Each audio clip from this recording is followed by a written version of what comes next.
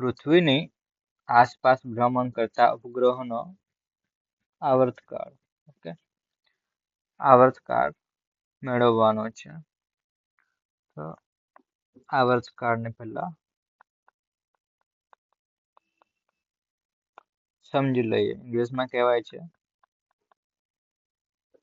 Time period. Okay, આ સન આ પૃથ્વી છે, સૂર્યની આજુબાજુ ફરે છે. તો આ ચોક્કસ પથ પર ગતિ કરે છે. પૃથ્વી છે સૂર્યની આજુબાજુ આ ચોક્કસ પથમાં ગતિ કરે છે અને ચોક્કસ સમયમાં ગતિનું પુનરાવર્તન કરે છે. ઓકે, ચોક્કસ પથ છે. પથ કેવો છે? ચોક્કસ અને ચોક્કસ સમયમાં પોતાની ગતિનું પુનરાવર્તન કરે છે. બરાબર. ઓકે, તો આ જે ચોક્કસ સમય છે એને કહેવાય છે આવર્તકાળ કહેવાય છે. આવર્તકાળ. જેમ કે પૃથ્વી છે સૂર્યની આજુબાજુ એક ચક્ર પૂર્ણ કરવા માટે 365 દિવસ લે છે. બરાબર. 365 દિવસ પછી એ પોતાની ગતિનું પુનરાવર્તન કરે. સપોઝ અહીંયાથી સ્ટાર્ટ કરે છે, અહીંયાથી પૃથ્વી સ્ટાર્ટ કરે છે, આમ જશે. બરાબર, આમ જશે અને આ એક ચક્ર પૂર્ણ થયું. બરાબર. આ એક ચક્ર પૂર્ણ કરવા માટે કેટલો સમય લાગે છે? 365 દિવસ. બરાબર, એટલે કે ચોક્કસ સમય પછી પોતાની ગતિનું પુનરાવર્તન કરે છે. અહીંયા સિમ્પલ વ્યાખ્યા લખીએ કે પદાર્થ ચોક્કસ પથ પર ચોક્કસ સમયમાં પોતાની ગતિનું પુનરાવર્તન કરે છે. તો પદાર્થની આવી ગતિને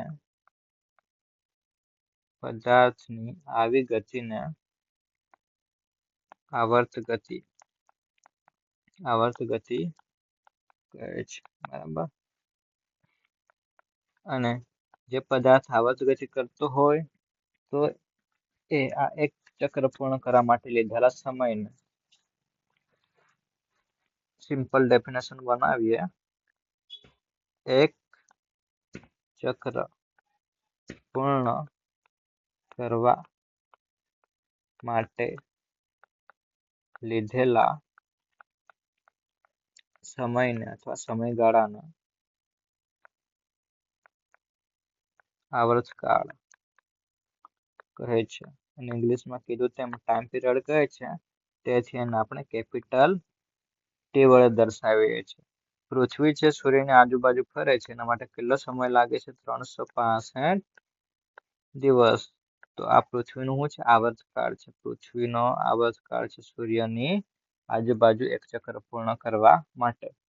ઓકે, સિમિલરલી આપણે ઉપગ્રહ છે એના માટે ફોર્મ્યુલા મેળવશું ઉપગ્રહનો આવર્તકાળ શોધવા માટે. આ આપણી પૃથ્વી, જેની ત્રિજ્યા આરી લઈએ અને દળ એમી. અહીંયાથી h ઊંચાઈ પર m દળનો ઉપગ્રહ છે. આપણી પૃથ્વી ના છે કોઈ ઉપગ્રહ. ઓકે, તો આ કક્ષામાં પૃથ્વીની આજુબાજુ ફરે છે. બરાબર. આ જે ઉપગ્રહ છે m દળનો એ આ કક્ષામાં ડોટેડ લાઈન વડે આપણે જે દર્શાવ્યું છે આ કક્ષામાં પૃથ્વીની આજુબાજુ ફરે છે. તો આ અહીંયાથી સ્ટાર્ટ કરશે. બરાબર, પૃથ્વીની આજુબાજુ અહીંયાથી સ્ટાર્ટ કરશે અને પાછો અહીંયાથી અહીંયા આવે. બરાબર, આ એનો ટાઈમ પીરિયડ થયો. અહીંયાથી ગતિ સ્ટાર્ટ કરે અને પાછો અહીંયા આવે તો એના માટે લીધેલો સમય, એક ચક્ર પૂર્ણ કરવા માટે લીધેલો સમય અને આપણું કહે છે આવર્તકાળ ટી વડે દર્શાવીએ છીએ, આપણે શોધવાનું છે. ઓકે, પ્રીવિયસ વિડીયોમાં આપણે ગ્રહ છે ઉપગ્રહ એની વેલોસિટી V0 નું ફોર્મ્યુલા મેળવી ગયા હતા. તો V0 ઉપગ્રહનો વેગ છે, gme re plus h. Okay, આ છે ઉપગ્રહનો વેગ, એના માટેનું ફોર્મ્યુલા છે. હવે વેગ માટેનું બીજું ફોર્મ્યુલા મેળવીએ. વેગ બરાબર સિમ્પલ ફોર્મ્યુલા છે અંતર ભાગ્યા સમય. ઓકે, અહીંયા પણ આપણે V0 વડે વેગને દર્શાવીએ. તો એક ચક્ર પૂર્ણ કરશે તો એના માટે કેટલું અંતર કવર કરશે? તો પરિઘ જેટલું. બરાબર, પરિઘ જેટલું અંતર કવર કરે. આ જે અંતર છે, આ જે અંતર વર્તુળાકાર કક્ષામાં જે અંતર છે આપણે પરિઘ કહીએ છીએ. અને એક ચક્ર પૂર્ણ કરવા માટે લીધેલ સમય આવર્તકાળને આપણે ટી વડે દર્શાવીએ છીએ. પરિઘ છે, કેટલું પરિઘ છે? 2πr વડે દર્શાવી છે. 2πr, એની ત્રિજ્યા re પ્લસ h. બરાબર, અહીંયાથી આ અંતર આપણે લઈએ છીએ, અહીંયાથી સેન્ટર પરથી આ અંતર પરિઘ આ ત્રિજ્યા લઈએ છીએ. બરાબર, 2πre પ્લસ h અને આ છે t. બે ઇક્વેશન છે આપણી પાસે. ઇક્વેશન નંબર 1 વેલોસિટી નું છે, વેગનું છે, ઉપગ્રહનો વેગનું આ ફોર્મ્યુલા છે. બીજું જે ઇક્વેશન છે એ પણ વેગનું ફોર્મ્યુલા છે. તો બંને વેગના ફોર્મ્યુલા છે એને આપણે કમ્પેર કરી શકીએ. સમીકરણ 1 એન્ડ સમીકરણ 2 પરથી સમીકરણ 1 અને 2 ને આપણે સરખાવીએ તો થશે gme re plus h is equal to 2π re plus h ભાગ્યા t. બરાબર, ઓકે. હવે આપણે શું કરીએ કે શોધવાનું છે, કોઈ ઇક્વેશન શોધવાનું છે આવર્તકાળ. તો ટી ને સૂત્ર કરતા બનાવવું પડશે અહીંયાથી. તો ટી ને આપણે સૂત્ર કરતા બનાવીએ. આ જે સમીકરણ આવ્યું છે ત્યાંથી ટી ને સૂત્ર કરતા બનાવીએ તો ટી ક્યાં જશે? અહીંયા ઉપર જશે. બરાબર, અને બાકીનું આ જે આખું ટર્મ છે ક્યાં આવશે? આ ડાયરેક્ટ આપણે છેદમાં લાવી દઈએ. આ પ્રમાણે કરીએ તો ટી બરાબર લખાશે 2π re પ્લસ h. બરાબર, અને વર્ગમૂળમાં કઈ કઈ વસ્તુ છે? gme અહીંયા છેદમાં આવશે, gme છેદમાં આવશે, અને બાકીનું છે re પ્લસ h એ ક્યાં જશે? ઉપર જશે. ઓકે, આ પ્રમાણે આપણે બનાવી શકીએ. આ ઉપરનું છે, આ છેદમાં જશે, અને આ નીચેનું છે એ ઉપર લઈ લીધું છે. આ પ્રમાણે આપણે ક્રોસ ગુણાકાર કર્યો છે. ઓકે, હવે આપણી પાસે આ ટર્મ છે એને આપણે વર્ગમૂળમાં લઈ જઈએ. ટી બરાબર 2π, અને વર્ગમૂળમાં લઈ જઈએ તો આનું થશે વર્ગ થઈ જશે, અને આ ઓલરેડી છે તો 1 પ્લસ વર્ગ કેટલા થશે? ક્યુબ થશે. re પ્લસ h એનું ક્યુબ થઈ જશે. આ ઓલરેડી એક ઘાત છે. અને જો વર્ગમૂળમાં લઈ જવું હોય આ ટર્મને તો વર્ગ લખવું પડે. વર્ગ અને કેટલા થશે? ક્યુબ થશે. અને આયરું gme આ તો છેદમાં આવશે જ. ઓકે, હવે થોડું મોડિફાય કરીએ કે પૃથ્વીની સપાટી, એટલે ઉપગ્રહ છે પૃથ્વીની સપાટીની નજીકમાં હશે. બરાબર, એટલે re ગ્રેટર ધેન h. બરાબર, આ જે પૃથ્વીની ત્રિજ્યા છે re એના કરતા આ અંતર ઉપગ્રહ છે જે કક્ષામાં ફરે છે પૃથ્વીથી ઉપગ્રહનું અંતર આયરું આ જો ખૂબ ઓછું હોય તો આપણે h બરાબર 0 લઈ શકીએ. તેથી t is equal to 2π re cube ભાગ્યા gme. h બરાબર હું લીધું છે 0. ઓકે,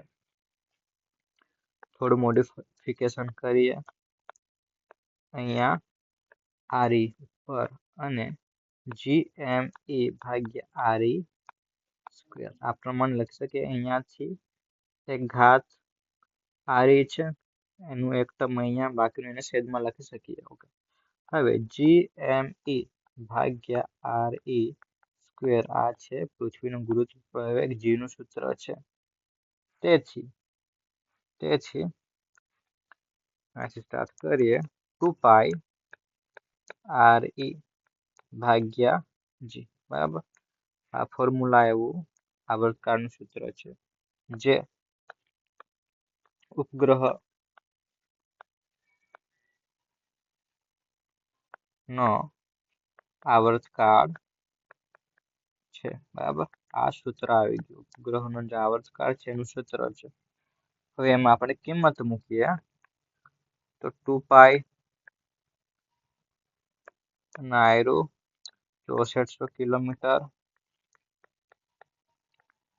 6400 કિલોમીટર તેના મીટર કેટલા લખાય છે 6400 ગુણ્યા 10³ કિલોની જગ્યા 1000 મૂકીએ તો બરાબર આ પ્રમાણે થશે.